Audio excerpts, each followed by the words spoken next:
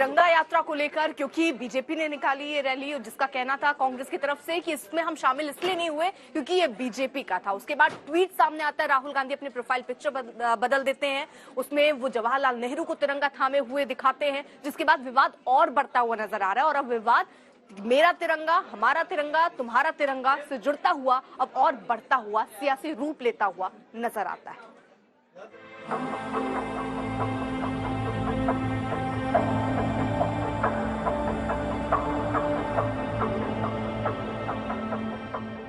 जिस तिरंगे को देख दिल में देशभक्ति का जज्बा उबाल मारने लगता है,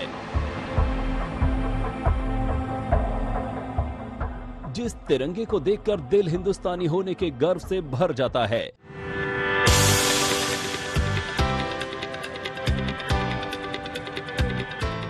जो तिरंगा हमारे आन बान शान का प्रतीक है, जो हमारी हिंदुस्तानियत की असली पहचान है, अब उसी तिरंगे पर घमासान है। तिरंगे पर ताजा सियासी तनातनी की शुरुआत तो पहले ही हो चुकी थी, लेकिन कल जब केंद्र सरकार ने सांसदों की तिरंगा यात्रा निकाली तो तनातनी ने सारी सीमाएं तोड़ दी। तेरा तिरंगा मेरा तिरंगा वाली लड़ाई की नई सीरीज चालू हो गई। विपक्ष ने पहले तो इस तिरंगा यात्रा से दूरी बनाई और फिर कुछ मजबूरियां गिनाई। उनके जो विवेचना के ऊपर मैं छोड़ना चाहता हूं। अगर हमने इसीलिए मंच के ऊपर भी माननीय उपराष्ट्रपति को बुलाया था। उपराष्ट्रपति तो नॉन पॉलिटिकल है, तो सिर्फ उपराष्ट्रपति से हमने फ्लैग ऑफ की व्यवस्था की थी और किसी को और भारतीय मंत्री को भी हमने नहीं बुलाया था।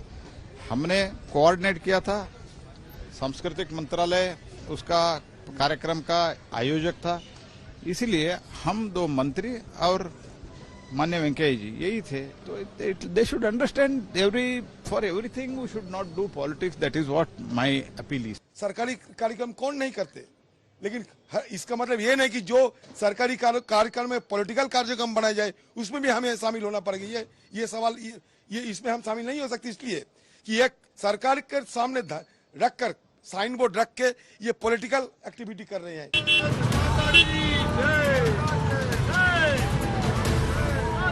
तो केंद्र सरकार के इस मेगा शो पर विपक्ष ने सवालों के छींटे उछाले। कुछ ने न्योता न मिलने पर नाराजगी दिखाई, कुछ ने इसे मोदी सरकार का प्रचार प्लान बताया, कुछ ने आरएसएस का जिक्र कर विवाद के पुराने पन्ने पलटने की कोशिश की। और अब कांग्रेस सांसद राहुल गांधी ने इस विवाद को नई धार देने की कोशिश की है। फेसबुक पर राहुल गांधी ने लिखा, तिरंगे को हमेशा ऊंचा रखने के लिए लाखों देशवासियों ने अपने प्राणों की आहुति दी, लेकिन एक संगठन ने तिरंगे को अपनाने से हमेशा मना किया। 52 सालों तक नागपुर में अपने मुख्यालय में तिरंगा नहीं फहराया, लगातार तिरंगे को अपमानित किया।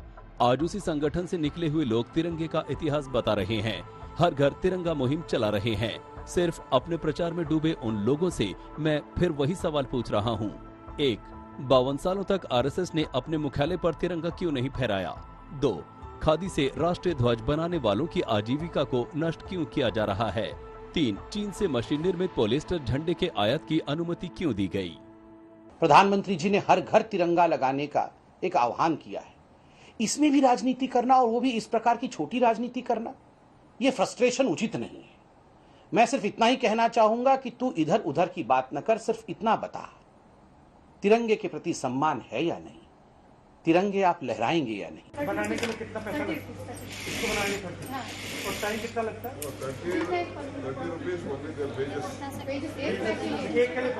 30 राहुल गांधी बुधवार को कर्नाटक के हुबली में थे। वो खादी ग्रामोद्योग के कर्मचारियों से मिले थे, उनसे बात की, उनसे मुश्किलें पूछी। इस पे एक ही महिला काम करती है। हाँ, 2 जने मिलकर 2 फ्लैग लेके सीते हैं। ये बड़ा होता है ना। यहाँ तक तो ठीक था, लेकिन राहुल गांधी ने सियासत की राह में इस तथ्य को भुला दिया कि फ्लैग कोड में बदलाव कर पॉलिएस्टर के झंडे की इजाजत की हरी झंडी इसीलिए दी गई कि इससे रोजगार के अवसर बढ़ेंगे। दिल्ली से आशुतोष मिश्रा, ऐश्वर्या पालीवाल, मौसमी सिंह, चित्रा त्रिपाठी के साथ आज तक ब्यूरो।